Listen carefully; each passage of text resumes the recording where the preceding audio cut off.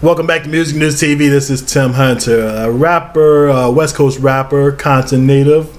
Kendrick Lamar is actually getting I guess a little bit of a backlash there, as you could say. Apparently last week, his little sister had graduated from high school. You know, she's 18 years old now, and he took it up on himself to actually gift her with a car. You know, a brand new car there.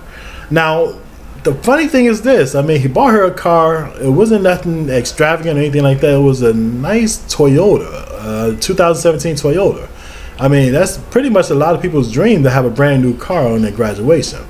Well, the backlash came because a lot of his fans and a lot of people in general chimed in through social media, and they pretty much were throwing insults at Kendrick Lamar, saying that he was cheap and he could have made a better choice and he could have got us something more flamboyant for the most part.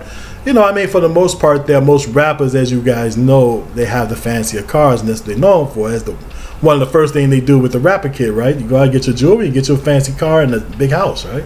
Well, as you guys probably know, whoever listens to his music, Kendrick's a little bit more practical than that. I mean, he's a true businessman and a true artist as well. But at the same time, he's very practical on how he goes about his life. So he pretty much practices what he preaches, right? Well, this is the thing.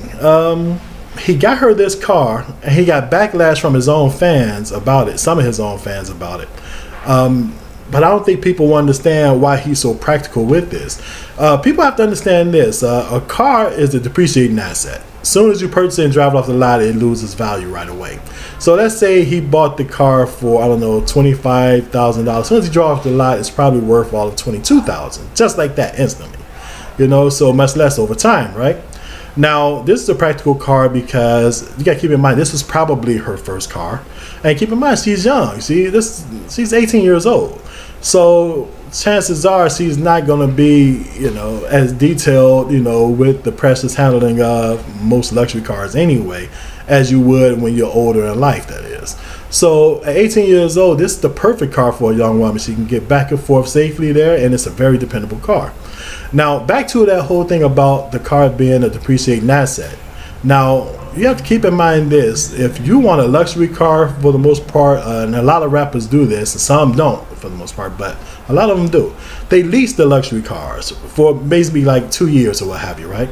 And there's two reasons why they do this. One is because, first of all, there's a new model that's coming out, most likely within the next 2 years anyway.